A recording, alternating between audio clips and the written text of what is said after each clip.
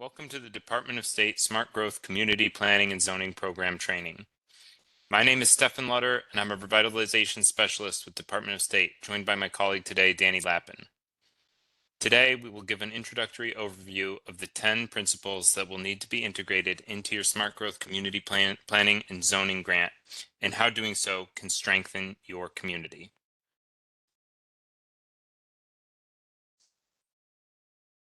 The Department of State Smart Growth Program currently offers funding for comprehensive plans, zoning codes, area plans, and zoning regulations that implement an area plan. These activities are foundational planning work for any community and build upon each other. Whether a plan or zoning update, projects must convincingly incorporate all smart growth principles. In addition to the Smart Growth Community Planning and Zoning Program, DOS's smart growth principles are deeply integrated across other programs, including the Downtown Revitalization Initiative and New York Forward programs, the Brownfield Opportunity Area or BOA program, and the Local Waterfront Revitalization Program or LWRP.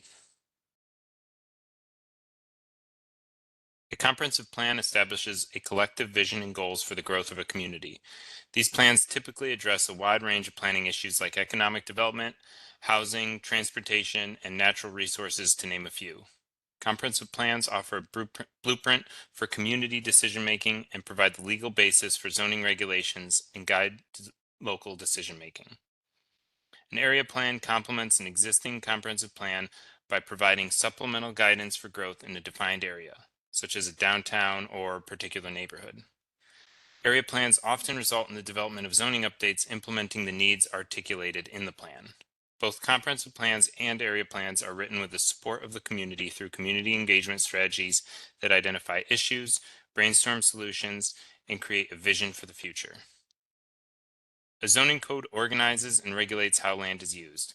Zoning codes should be created through a community-driven planning process. Zoning codes must be consistent with an adopted comprehensive plan.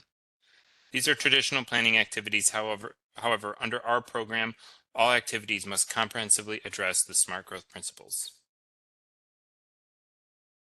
Before we get into the smart growth principles, it's worth touching on what smart growth isn't. There are many common terms that could be used to paint a broad picture, like sprawl or strip development, for instance. Generally, though, poorly planned communities are ones that look like everywhere else, focus almost exclusively on automobile transportation, and sacrifice open space to large plot single-family or commercial strip development. This type of planning can undermine existing neighborhoods, put municipal finances at risk, and have massive environmental and social costs, as well as being economically underproductive. But what is smart growth? Smart growth is a planning concept that utilizes a set of guiding principles incorporated into planning and decision-making processes that promote livable, sustainable, and equitable communities. Smart growth communities capture growth in a way that strengthens and improves their existing communities rather than undermining them. Smart growth communities provide choices for residents, from a variety of housing types to being able to walk or take a bike somewhere they need to go. They prioritize green space and accessible and active public spaces. And partly due to all of this, they have strong identities and unique character. We'll go through each principle today and provide examples of how these principles are being put into action to improve communities around New York State and beyond. The examples provided today are by no means an exhaustive list of recommendations, but rather should act as a starting point for thinking about your community's planning process.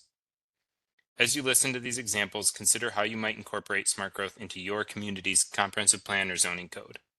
Consider the ways your community or communities elsewhere that you're familiar with might already begin to address some of these principles, or how an issue in your community might be addressed by one of these principles. Maybe you have areas that are unsafe for pedestrians, or maybe you have farmland in danger of being lost to development.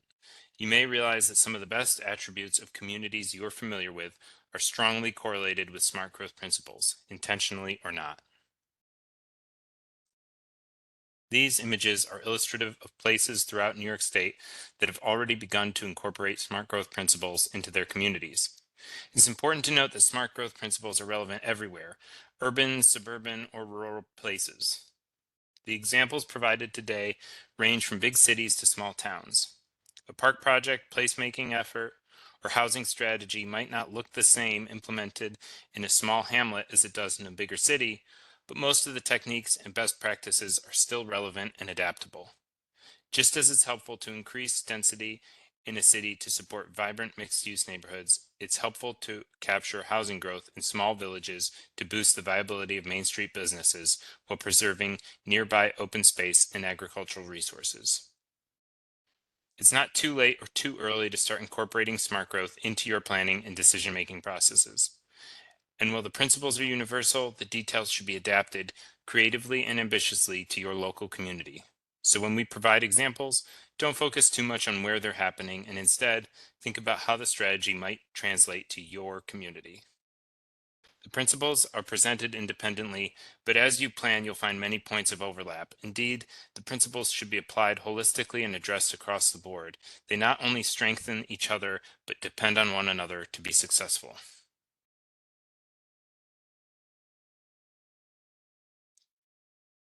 Principle number one is develop plans and land use regulations that allow for and encouraged mixed use neighborhoods. Historically, our cities and towns developed in a pattern of mixed use neighborhoods or places where residential, commercial, and community uses are co located, allowing for residents to have easy access to necessities. Famous planner Jan Jacobs referred to the ballet of a good city sidewalk, a term coming from the steady stream of people who could readily walk to their place of work, patronize local businesses, attend school, and more. Mixed use neighborhoods improve mental and physical health by encouraging people to actively engage with their community on foot or bike, facilitating relationships with neighbors and shopkeepers. This ease of access fosters economic development, particularly of smaller businesses, and can strengthen a community's local tax base by promoting a strong locally based economy that's integrated into the structure of the community. In general, people are located closer to their needs, reducing reliance on their car and associated environmental and financial costs. Here we see Water Street Market in downtown New Paltz, a pedestrian centered market offering independent shops, outdoor seating, sculptures, and more. At a basic level, a comprehensive plan examines current conditions in a community and establishes a vision for its desired conditions 10 to 20 years in the future. This involves looking at historical and current land use patterns and how they might change going forward. To enable mixed neighborhoods, a community might consider how their land use regulations enable or restrict things like neighborhood businesses. The City of Kingston conducted a community survey in which 91% of respondents prioritized being able to walk to establishments that would meet their daily need. In response, the city adjusted its land use regulations to support the location of corner stores and neighborhood businesses in strategic locations throughout the community. Now, 89% of properties in the city are within a 10-minute walk of a local store. Comprehensive plans act as an efficient vehicle to contemplate ideal locations for further mixed use development at a scale and intensity that strengthens existing neighborhoods. This can provide the basis for land use regulations that support efforts like those undertaken by the City of Kingston. From a use perspective, communities should support a broad range of uses by right rather than by special use permit, particularly uses that allow residents to meet their day-to-day needs and lower impact non-residential uses like retail, food service, daycares, community uses, or professional businesses. Communities can also enable mixed-use neighborhoods by reducing barriers to development, like parking minimums, that can often unnecessarily restrict development efforts in historic neighborhoods that were laid out prior to the invention of the automobile. Here we see a former garage or accessory building being repurposed into a neighborhood shop, integrated into the surrounding residential neighborhood. By reducing regulatory barriers to mixed-use development and focusing on form rather than use, communities can enable a diverse mix of uses at multiple scales, from mixed-use buildings to mixed-use streets and neighborhoods. Zoning codes can also facilitate good development by having a clear review process that outlines what will be looked at during, for example, site plan review. Such guidelines can ease the burden on developers and other applicants as well as the planning board by removing guesswork from the process and providing upfront expectations for all parties. The town of Geneva is a suburban and rural town of about 3,500 people bordering the city of Geneva. The example on the right shows a future land use map from the 2014 Town of Geneva Comprehensive Plan. The map focuses on an existing commercial area bordering the city of Geneva and recommends the enabling of a town center neighborhood area through zoning changes. The town center would enable redevelopment of existing commercial properties into mixed-use developments, which would provide housing adjacent to commercial uses and make the area more walkable with stronger connections to the city of Geneva and existing neighborhoods. This represents a strong example of a community using its comprehensive planning process to identify appropriate areas for mixed-use development and lay the groundwork for future zoning regulations to codify this new land use pattern that prioritizes a livable neighborhood over a single-use commercial district with strip-style commercial development. Additionally, the plan provided visual examples of what the town center could look like in practice. The example provides visualizations of the scale of development typical of a mixed-use neighborhood of the size and scope being imagined for the area and outlines specific methods to ensure that future development will be attractive and enjoyable for all residents, specifically referencing architectural form, traffic mitigation, and pedestrian safety. The plan also suggests the use of a form-based code to ensure development is in character with the community vision.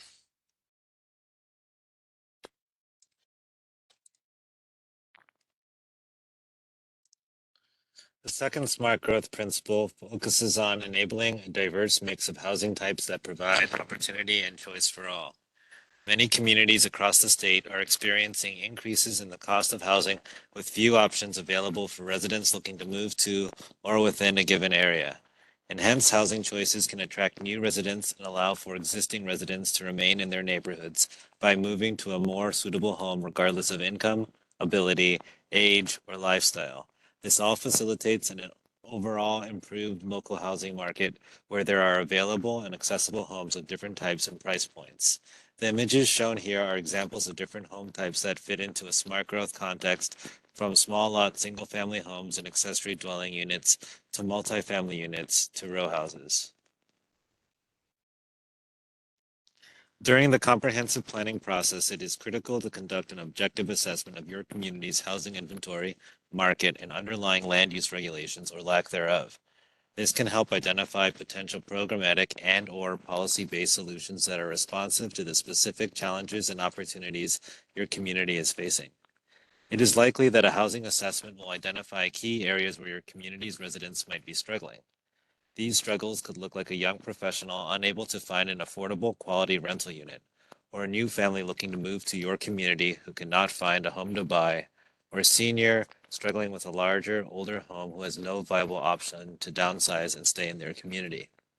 Comprehensive plans can help communities identify areas that would be appropriate for new construction or underutilized properties that are ripe for infill development. The example on the right highlights the Deet Street Lofts, a Round 1 downtown revitalization initiative project located on a former surface parking lot in the city of Oneonta.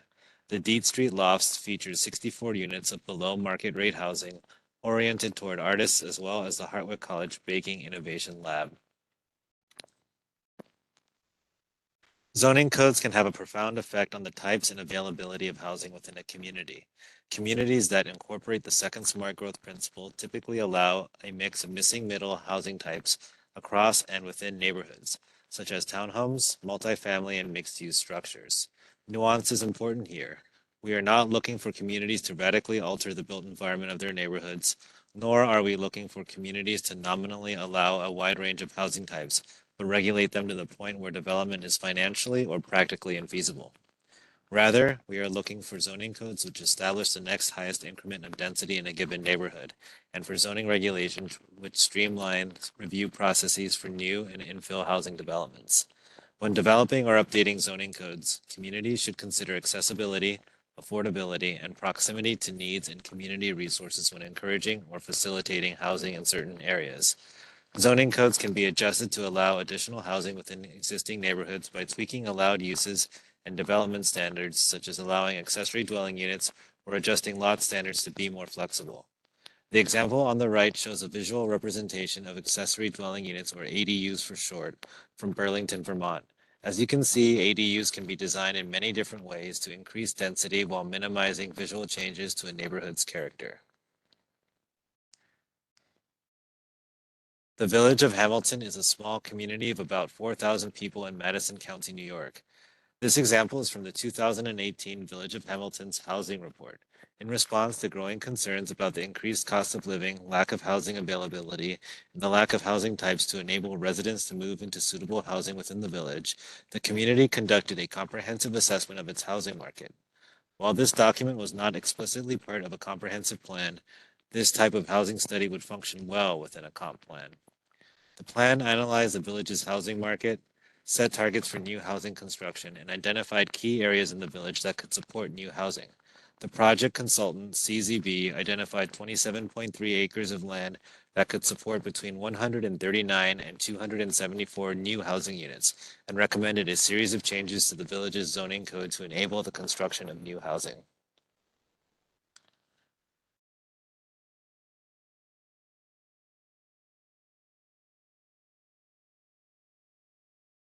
For decades, building communities away from transportation hubs and job centers has caused unwanted effects like suburban sprawl and automobile dependency, resulting in ever rising traffic. In response, our third smart growth principle intends to prioritize the infill and redevelopment of existing buildings to revitalize neighborhoods and downtowns, including areas served by public transit. Infill development allows communities to take advantage of underutilized or abandoned structures to spur investment in surrounding properties while enhancing community character. Infill development can maintain the existing built environment while potentially increasing density. It can also increase local tax revenues without the added financial burden of infrastructure expansions. In the image to the right from Montgomery, New York, a village of about 3,500 people in Orange County, we see a three-story white building.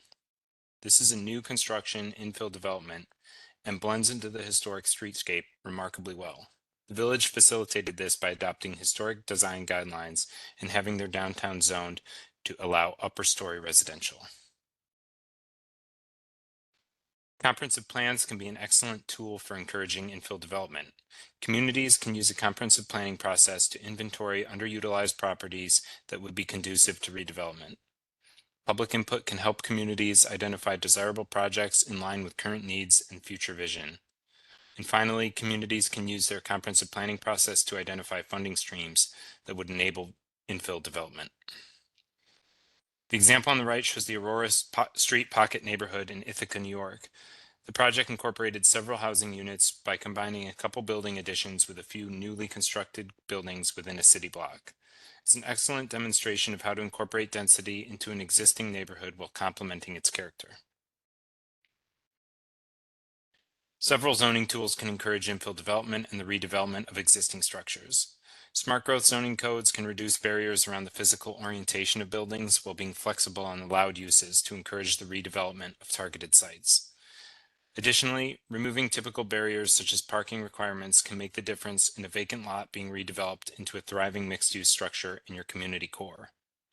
Zoning can also place an emphasis on the design of buildings to ensure that infill or adaptive reuse projects complement the character of existing neighborhoods. Infill and adaptive reuse does not necessarily need to be buildings. A pocket park, for instance, can enliven an entire downtown by giving people a quiet and sheltered place to sit and relax. Here we see Paley Park in New York City, a pocket park designed in the 60s where a nightclub used to stand. And this is Moyer Carriage Lofts, a recently completed redevelopment project in Syracuse. The project features 128 new mixed income apartments and preserves and restores 4 historic buildings. The effort began nearly 10 years ago when the city pursued Brownfield Opportunity Area or BOA funding. The resulting Hiawatha Lodi Brownfield Opportunity Area Plan identified this property as a strategic site, unlocking incentive opportunities that eventually contributed funding to enable the redevelopment. While not a comprehensive plan, the process would be similar. A comprehensive planning process might similarly identify strategic sites coupled with potential funding opportunities, or even identify a need for something like a BOA plan for a certain area to unlock further opportunities for challenged sites in need of redevelopment.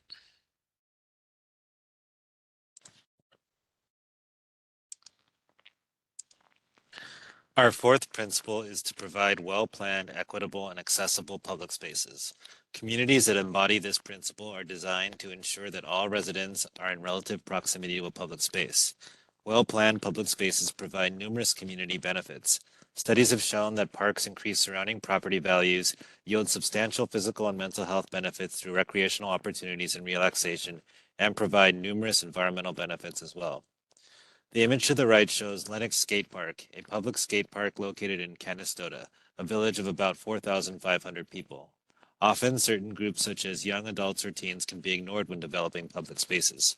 Providing well-planned and equitable spaces means understanding community-wide needs and providing accommodating and responsive elements that make spaces usable and enjoyable by a wide range of community members. In comprehensive plans and zoning codes, this might involve documenting public spaces and how they are distributed across a community. Care should be given to note areas that are underserved, along with potential remedies for increasing public spaces or the quality of life of public spaces in such areas. How might you remedy the lack of public spaces? A planning process could identify underutilized spaces that could be improved to function as a community space. For instance, making use of a parking lot or creating a pocket park in an unassuming side yard. In addition to looking for new spaces, a planning process should seek to determine the strengths and shortcomings of existing spaces, and of course, all of this should be done with the consideration of both current and potential users of public spaces in a wide range of interests and abilities. Watkins Glen is a small village of about 1,800 people in Schuyler County and is home to Clute Park. Clute Park is an excellent example of a well-planned, accessible public space. The park was the beneficiary of an extensive strategic planning effort by a community group who saw the potential for a vibrant waterfront park on the shore of Seneca Lake. This strategic planning effort led to the village of Watkins Glen receiving a local waterfront revitalization program, or LWRP grant for short, that laid out the groundwork for a series of improvements to the park. The village was eventually awarded a Round 2 DRI funding to reinvigorate Clute Park. Over the course of the LWRP and the DRI planning processes, Watkins Glen hosted several design charrettes during which residents identified amenities like a year-round event center, bathhouse, winter rink, summer splash pad, and an ADA-compliant entrance and egress point.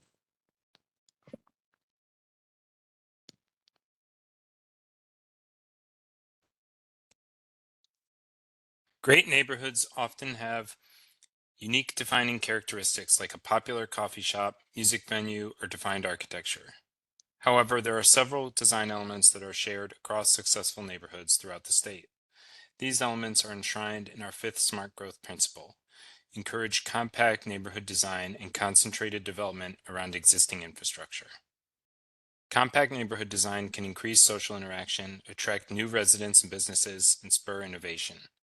Compact neighborhoods allow residents to walk and bike to meet their daily needs rather than rely on an automobile. From a financial perspective, compact neighborhood design increases the local tax base by locating physical improvements in a smaller footprint and minimizing the need for additional infrastructure. Compact neighborhoods can support economic development by increasing the number of people close to businesses and by fostering a sense of place and community identity that can drive support of local institutions. Concentrating development around existing infrastructure allows for the better management of municipal resources and protects sensitive natural resources and open space that might otherwise be consumed by development. Comprehensive plans and zoning codes can work in tandem to encourage compact neighborhood designs. Many communities across New York State were built before the advent of the automobile. These same communities often have zoning regulations that prevent the very same historic development patterns from being built. Comprehensive plans can identify changes to zoning codes that would resolve these discrepancies while maintaining and enhancing community character. Comprehensive plans can also identify strategic areas for adaptive reuse, like a surface parking lot, a vacant building, or a former light manufacturing facility that can supplement density in existing areas. Smart growth zoning codes can be designed to support historic densities at the neighborhood level through simple changes to allowable uses, parking requirements, lot setbacks, building massing, and other factors that often hamper compact design. Zoning codes can also contain design standards to ensure that historic buildings are preserved and that new development projects blend seamlessly into their surroundings by incorporating architectural elements that complement existing buildings. The City of Geneva's 2016 Comprehensive Plan paired nicely with their Round 1 DRI award.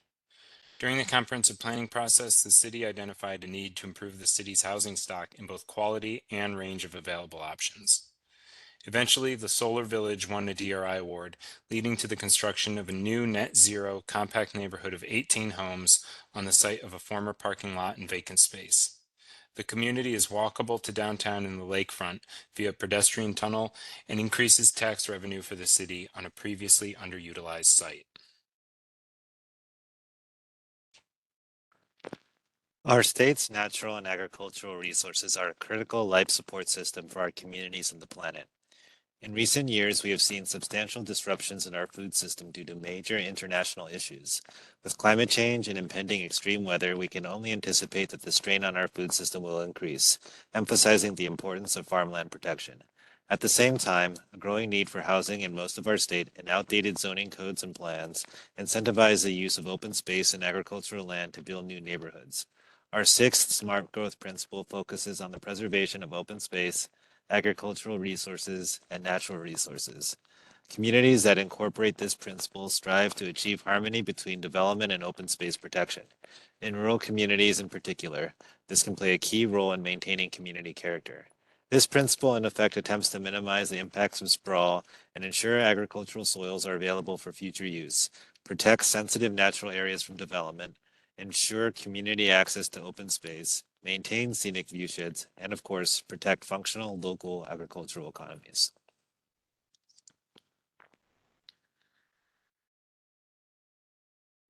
Comprehensive plans are a great tool for understanding how both the built and natural landscape has changed over time. Smart growth comprehensive plans can inventory agricultural land, open space, and natural resources like trout spawning streams, for example, and identify policies to protect these resources. They can attempt to articulate the importance and value of preservation of those resources to the local community. Comprehensive plans can also analyze programs at the local, state, and national level that could be leveraged to support natural resource protection efforts. The image on the right is from the town of Victor. As part of their comprehensive plan, the town investigated the uses and ownership status of active agricultural lands to better understand the state and needs of the farm community.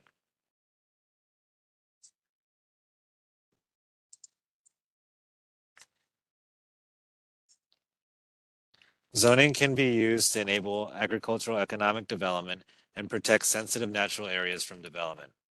Communities can adjust zoning definitions to ensure their compatibility with the standards established by the New York State Department of Agriculture and Markets, or Ag and Markets for short. Communities can adjust code to ensure that agricultural uses and supporting operations such as veterinarians or farm equipment sales and repair are allowed and not hampered by review processes.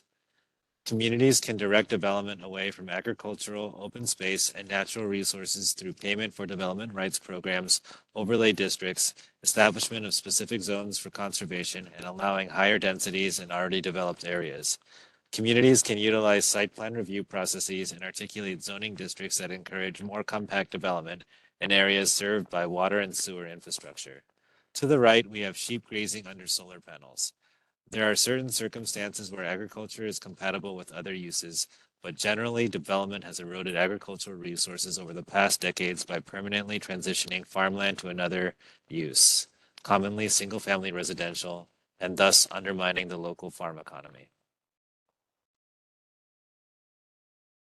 The City of Kingston's open space plan articulates clear, measurable goals for open space enhancement, including the establishment of a new neighborhood, park, permanent protection of acreage, improved public access to the Hudson River, farmland protection, new urban gardens, and new and expanded trails, among others. Measurable targets, such as the ones provided here, set goals that allow a community to keep track of progress and strive toward a clear achievement of their planning vision.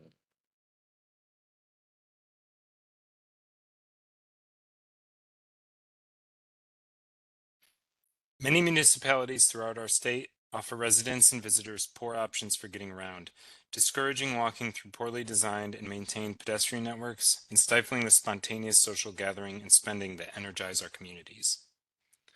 Our seventh smart growth principle challenges communities to envision streets as not just a road to move cars, but rather as a blank canvas for limitless interventions that can prioritize walking, biking, and public transportation, as well as other activity.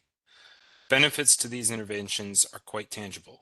Communities that de-emphasize automobile-based transportation often see reduction in their environmental and financial burden of cars on their neighborhoods, improved air quality and public health, activation of their streetscapes as productive community spaces, and more compact development patterns. Pedestrian-oriented enhancements can also improve basic safety and reduce likelihood of car-pedestrian conflicts. Often, children, elderly, and other non-drivers are the most affected by transportation patterns designed around automobiles, but everyone benefits when other transportation options are prioritized. The street on the right is in Jamestown, where their DRI took a street with an already high amount of area dedicated to pedestrians and added amenities such as trees, plantings, and decorative bricks to improve the overall appearance of the street and the pedestrian experience.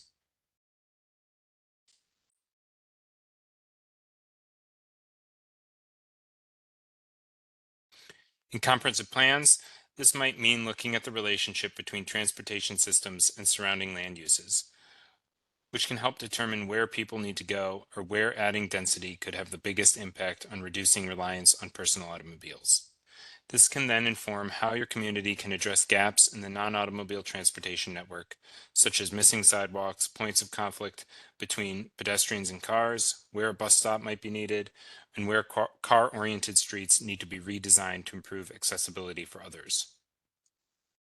It can also be helpful to examine the overall usability, connectivity, and safety of our community's existing pedestrian and bike infrastructure. This requires an honest approach that forms an understanding of where investments are needed to not enable but encourage non-automobile trips.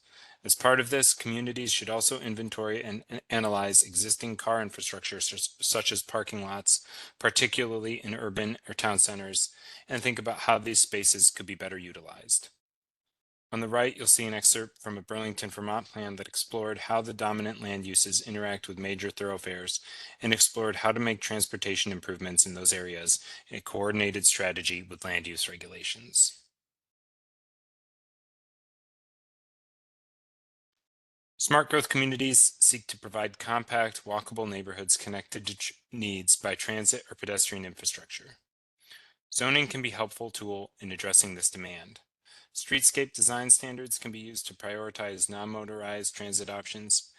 Increasing allowable uses and densities in neighborhoods can reduce automobile trips while boosting the viability of public transit.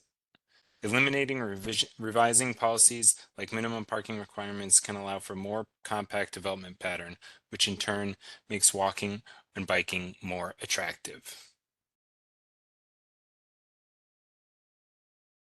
Burlington, Vermont's plan set out a vision of a connected city, recognizing the interrelation between physical, social, economic, and environmental systems and how development patterns can affect the transportation in the community. The plan documents the transportation network before recommending that core services continue to be located along major thoroughfares and encourage quick treatment to rapidly respond to issues and improve mobility and access issues in the city. The city carefully coordinated an approach to transportation policy with its goals for future growth too. And finally, the city articulated clear goals to increase walking, biking, and public transportation.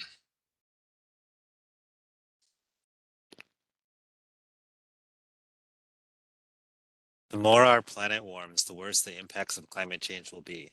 Without rapid and deep reductions in global greenhouse gas emissions from human activities, the risks posed by sea level rise, extreme weather, and other harmful climate change impacts will increase substantially. Our eighth smart growth principle calls on communities to promote resiliency and adaptation while reducing greenhouse gas emissions. Undertaking these measures can help to mitigate the worst effects in your community. In doing so, your community can reduce the risk of property damage and loss and minimize recovery time in the face of extreme weather. Mitigation efforts dealing with issues such as heat waves and air quality can improve public health, and many resiliency strategies, particularly nature-based solutions, provide local environmental benefits such as improved water quality or overall emissions reductions through through the use of renewable energy. Each community will likely implement this principle in a slightly different way. However, in a broad sense, communities typically improve their resilience to extreme weather by adopting land use policies and development practices which protects critical facilities from the effects of flood, drought, extreme heat, etc. Comprehensive plans are a great means to examine how climate change might affect your community. To start, it is important to inventory natural, built, and social resources to understand where your community might be vulnerable and or effective in addressing the effects of climate change. Public engagement activities can identify specific community experiences with climate impacts and extreme weather and prioritize early action steps and long-term strategies to respond to community conditions and anticipated impacts. This process might identify certain threats like extreme heat in areas with a low prevalence of reliable air conditioning, or certain populations or geographic areas that are at particular risk for impacts such as low-lying, flood-prone neighborhoods. More broadly, comprehensive plans can help current conditions regarding economic development, transportation, and housing or agriculture align with strategies to adapt to and mitigate the effects of climate change. As climate change continues to threaten our community with extreme weather events and sea level rise, innovative approaches to increasing resilience is critical to mitigate potential weather-related damage and loss of property. Communities like Norfolk, Virginia have pioneered a term called climate-informed zoning. Put simply, climate-informed zoning is an approach to land use regulation which takes into account the effects of climate change. Examples of this could be ordinances surrounding riparian buffers. In Cary, North Carolina, the town established a requirement for development to be directed outside of the riparian zone of rivers, creeks, and streams. This limits the potential for flood-related impacts to surrounding property and increases the ability of the landscape to absorb water and limit erosion. Communities can also amend zoning regulations around selective demolitions to enable communities recovering from a disaster to take down compromised structures after an extreme weather event. Communities can influence how water, especially during extreme rain events, moves through their community by limiting impervious coverage and prioritizing design standards adequately captures stormwater runoff. In response to the effects of Superstorm Sandy in 2012, the New York City Department of City Planning, or DCP for short, developed a series of temporary zoning regulations that were designed to help city residents recover from the impacts of the tragic weather event. At a basic level, the temporary regulations were intended to align the city's existing code with the risks posed by climate change and to streamline regulatory processes to enable faster disaster recovery times. More specifically, the Department of City Planning proposed to allow buildings to be constructed in a manner that was conscious of flooding risks posed by extreme weather events and sea level rise. Design standards for buildings supported measures to limit the effects of flooding on lower floors while still creating an attractive streetscape. Finally, reviews of partial building retrofits were streamlined provided they were intended to offset the risks of flooding. Additionally, zoning thresholds around the reuse of structures were relaxed to enable faster recovery times post-disaster. Climate resiliency can be approached from many angles. For instance, a vision identified in New York's plan for a strong and just city identified climate resiliency for neighborhoods, economy, and public services and the effects of climate change. One of the results was a microgrant program and risk assessment assistant tool targeting small businesses. Small businesses often face deep challenges after an extreme weather event. For instance, an otherwise financially healthy cafe may close rather than face a months-long recovery period.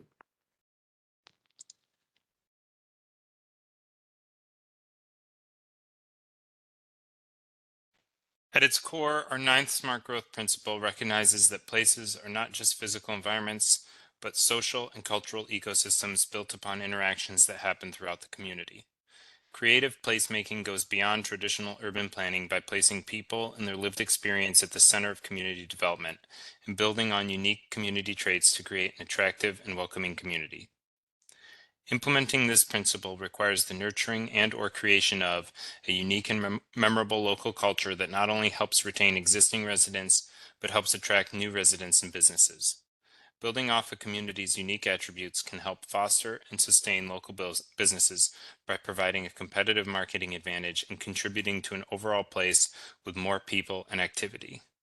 Community events and placemaking activities allow for people to build a genuine connection with their surroundings too. On the right, we see Blendorama, an annual 3-on-3 basketball tournament in Oneonta that takes place on the city's main street. The tournament draws competitors from a 100-mile radius and brings thousands of residents downtown. Events such as this contribute to a community's sense of place.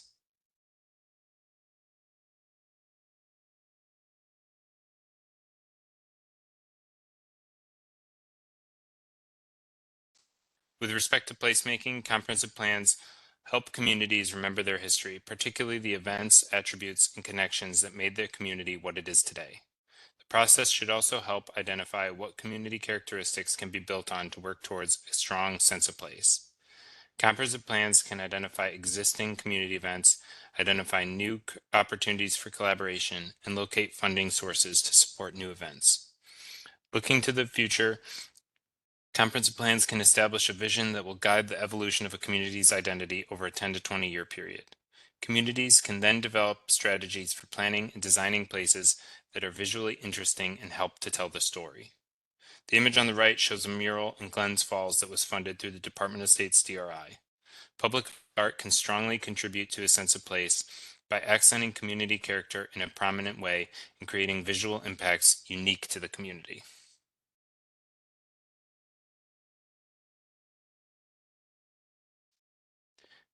Throughout the course of this presentation, we've explored zoning strategies, many of which preserve and improve existing built environments with a strong sense of place, while establishing guidelines for new construction that contribute to community character.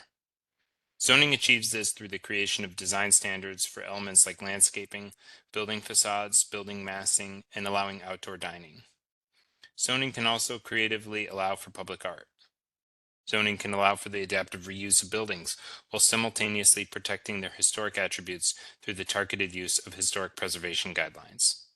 On the right, we see the results of an effort to provide restaurants in Syracuse with functional outdoor space, here utilizing a couple of street parking spots to create a mini park for outdoor seating, creating an engaging and active streetscape.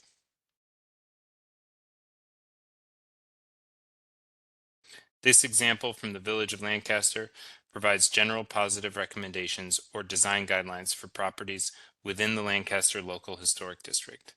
Design guidelines can ensure high quality of development or restoration and building improvement projects and enhance the broader visual appeal of the community by putting an emphasis on architectural details, creating a cohesive and attractive built environment.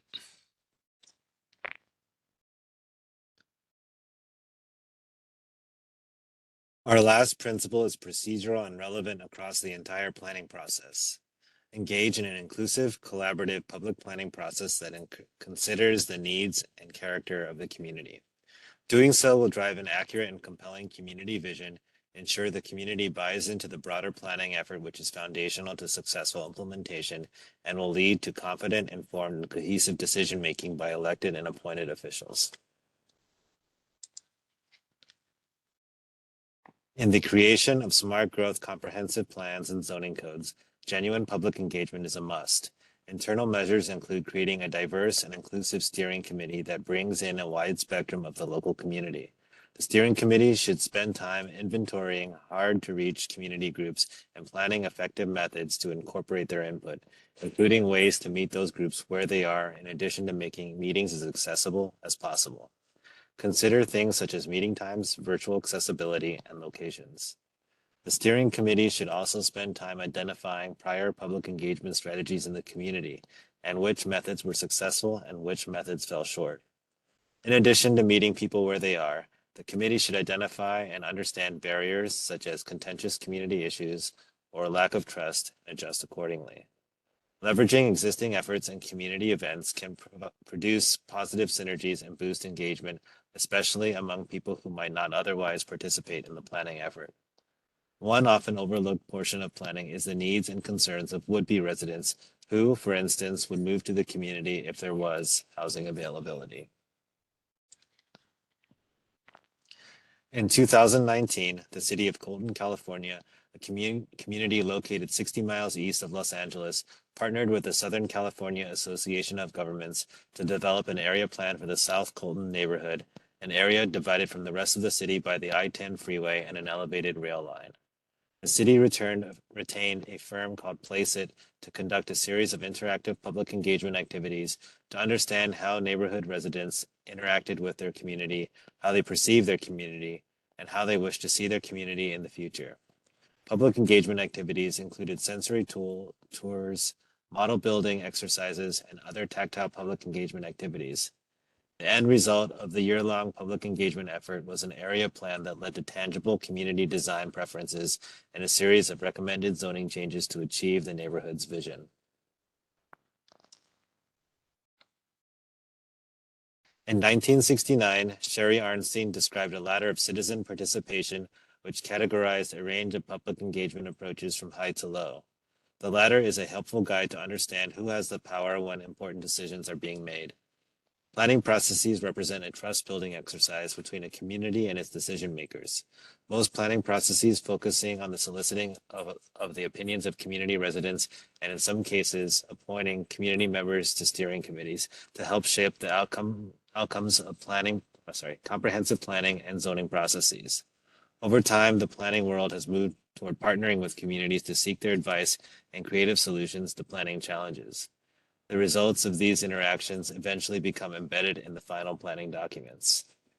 When undergoing your community's planning process, please be sure to be aware that control over planning outcomes can be a point of contention and exercise due care to ensure that public engagement efforts foster a sense of collaboration in the community decision-making space.